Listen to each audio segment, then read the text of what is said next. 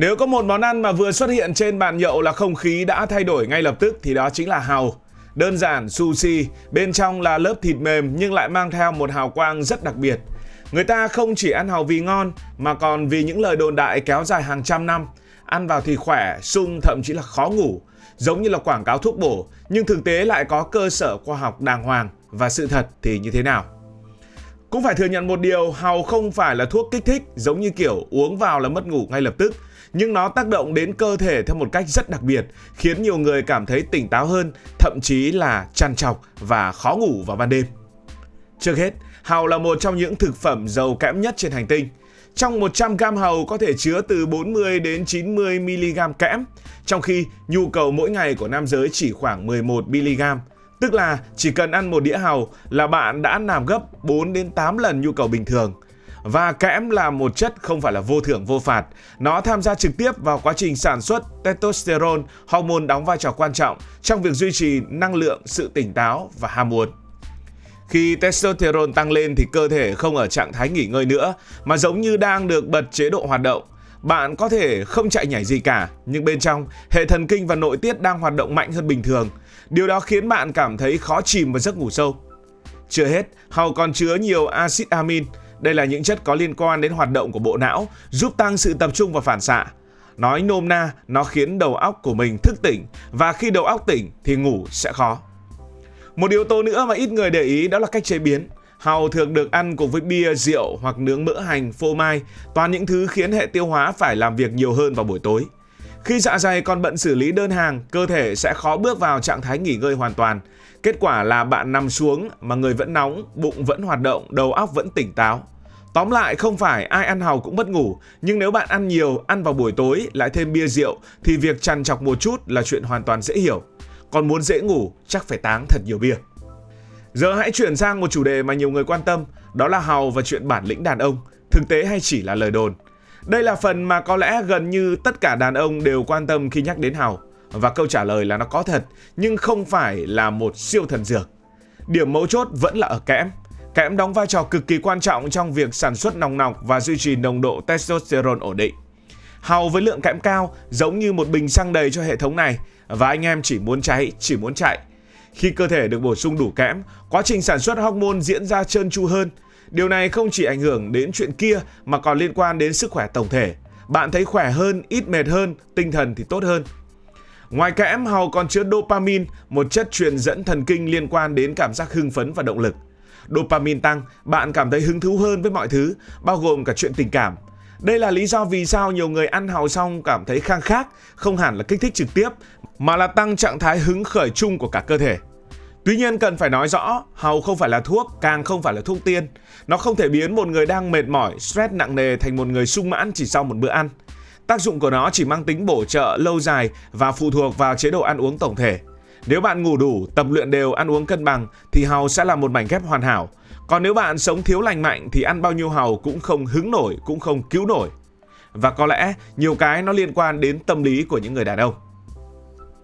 Sau đây hãy đến với những kỷ lục và những sự thật thú vị về hàu. Nếu bạn nghĩ hàu chỉ là một món ăn bình dân ngoài quán bia thì bạn đã đánh giá nó hơi thấp rồi. Thực tế, hàu không chỉ là một món ăn mà còn là một cỗ máy sinh học, một mắt xích quan trọng của hệ sinh thái biển và thậm chí là một ngành công nghiệp trị giá hàng chục tỷ đô trên toàn cầu. Một trong những sự thật khủng khiếp nhất về hàu nằm ở khả năng lọc nước. Một con hàu trưởng thành có thể lọc từ 100 đến 200 lít nước mỗi ngày. Nó hút nước vào, giữ lại vi khuẩn, tảo và các chất lơ lửng, sau đó thải ra nước sạch hơn. Nếu tưởng tượng đơn giản, một bãi hàu vài triệu con có thể hoạt động như một hệ thống xử lý nước tự nhiên, công suất ngang cả nhà máy. Chính vì vậy, ở nhiều nơi như Mỹ hay châu Âu, người ta còn chủ động phục hồi dạn hàu để làm sạch môi trường biển. Có thời điểm ở Mỹ, từng có mật độ hàu dày đến mức toàn bộ lượng nước trong vịnh có thể được lọc sạch chỉ trong vài ngày. Con số nghe cứ tưởng là chuyện viễn tưởng. Không chỉ chăm chỉ làm việc, hàu còn có tuổi thọ khá dài so với một loài nhuyễn thể. Nhiều loài có thể sống từ 10 đến 20 năm, thậm chí lâu hơn nếu môi trường thuận lợi. Nhưng điều khiến giới khoa học thích thú hơn là khả năng thay đổi giới tính.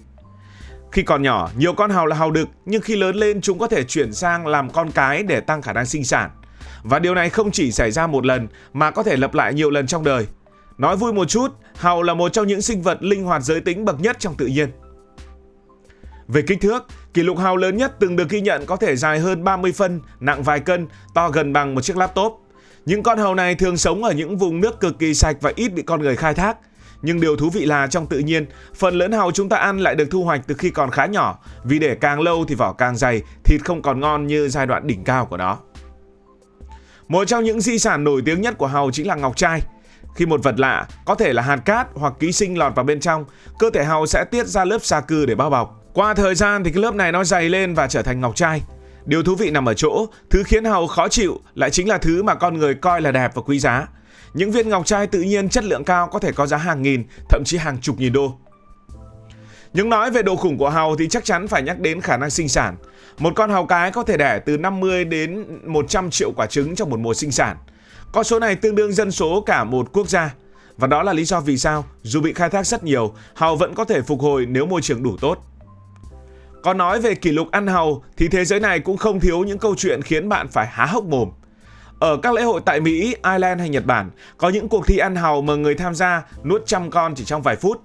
Kỷ lục phổ biến trong các cuộc thi chuyên nghiệp là khoảng 200 đến 250 con trong vòng 10 đến 15 phút, nghĩa là trung bình cứ 3 đến 4 giây lại xử lý xong một con. Nghe thôi đã thấy không dành cho những người bình thường và không biết ăn xong họ sẽ xử lý như thế nào. Không chỉ cá nhân mà hàu còn lập kỷ lục ở quy mô thành phố.